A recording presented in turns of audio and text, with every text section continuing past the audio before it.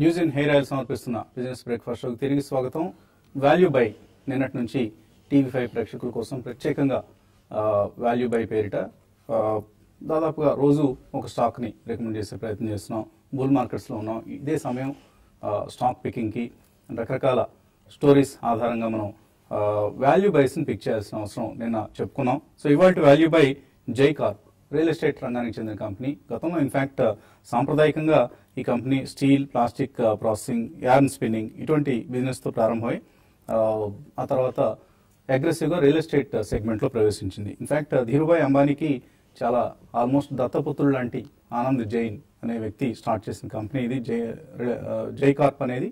ఆయన ధీరుభాయ్ అంబానీకి ఫైనాన్సింగ్ యాక్టివిటీస్లో చాలా సహాయం చేస్తూ ఉండేవాడు. సో రిలయన్స్ క్యాపిటల్ని ఆల్మోస్ట్ ఆయనే నిర్వహిస్తూ ఉండేవాడు. అయితే అంబానీ బ్రదర్స్ ఇద్దరు, ధీరుభాయ్ అంబానీ మరణం తర్వాత అంబానీ బ్రదర్స్ ఇద్దరు విడిపోయినప్పుడు ఈయన ముఖేష్ అంబానీ సైడ్ వచ్చేశారు.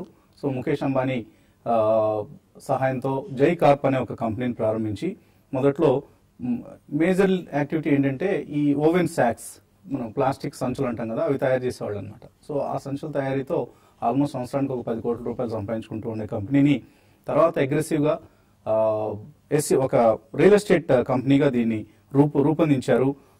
నవీ ముంబై ఎస్సీజెడ్ కావచ్చు, ముంబై ఎస్సీజెడ్ కావచ్చు, అలాగే మరొక కొన్ని ఇతర రియల్ ఎస్టేట్ ప్రాజెక్ట్స్లో వాళ్ళు ఇన్వెస్ట్ చేయడం జరిగింది. సో ప్రస్తుతం మార్కెట్ క్యాప్ చూస్తే మనకు ఆల్మోస్ట్ 1400 crores కనిపిస్తోంది. But companies net worth 2300 crores. ఇందులో రకరకాల కాంపనెంట్స్ ఉన్నాయి. ఫర్ ఇన్స్టెన్స్ ల్యాండ్ బ్యాంక్ కొంత ఉంది.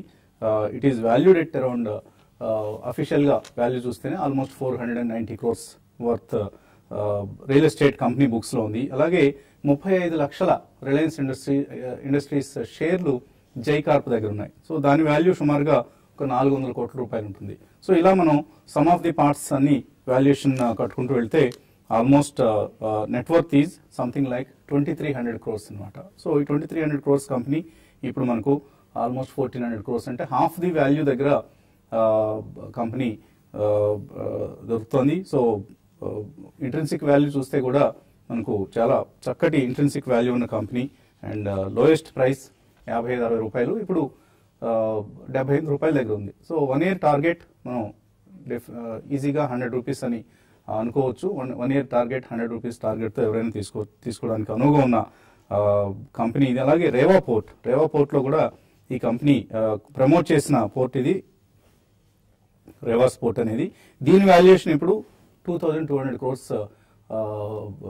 లేటెస్ట్ వాల్యుయేషన్ రిపోర్ట్ ప్రకారం, ప్లస్ రకరకాల ఎస్సీజెడ్స్లో వాటా. రేపు నవీ ముంబై ఎయిర్పోర్ట్ అమల్లోకి వస్తే మాత్రం నవీ ముంబై ఎస్సీజెడ్ అలాగే ముంబై ఎస్సీజెడ్లో ఉన్న ఈ కంపెనీ ల్యాండ్ బ్యాంక్ వాల్యూ అగ్రెసివ్గా మరింత ఉధృతంగా పెరిగే అవకాశం ఉంది. అండ్ డెట్ ఫ్రీ కంపెనీ, అన్నిటికంటే ముఖ్యంగా రియల్ ఎస్టేట్ కంపెనీస్లో మనం ప్రధానంగా చూడాల్సింది ఎంత డెట్ బర్డెన్ ఈ కంపెనీస్ మోస్తున్నాయి అనేది. సో ఈ కంపెనీ డెట్ ఫ్రీ కంపెనీ. అలాగే UFIO అనే ఒక urban infrastructure opportunities fund Anand Jain promote చేశారు. సో ఆయన జై కార్ప్ చైర్మన్ ప్రమోట్ చేసినంటే అఫ్ కోర్స్ దీంతో జై కార్ప్కి ఏమాత్రం సంబంధం లేకపోయినా కూడా రేపు ఈ అర్బన్ ఇన్ఫ్రాస్ట్రక్చర్ ఆపర్చునిటీస్ ఫండ్ అనే దానిలో బ్లాక్ స్టోన్ ఇన్వెస్ట్ చేయబోతుందట. సో ఆనంద్ జైన్ వాటాన్ని కొంత కొనుగోలు చేస్తే ఆ మనీని కూడా ఆయన జై కార్ప్లో రేపు ఇన్వెస్ట్ చేసే అవకాశం ఉంటుంది. And there is some indirect benefit from this urban infrastructure opportunities fund for Jai Corp. ఇవన్నీ రకరకాల కాంపోనెంట్స్ ఉన్న కంపెనీ ఇది. ఇటువంటి బుల్ మార్కెట్స్లో చాలా వాల్యూస్ కోసం మనం ఇన్వెస్టర్స్ వెయిట్ చేస్తుంటారు కాబట్టి, ప్రత్యేకించి ఇన్స్టిట్యూషనల్ ఇన్వెస్టర్స్ దృష్టిని ఈజీగా ఆకర్షించే కంపెనీ కాబట్టి we're recommending Jai Corp as a value buy in today's edition.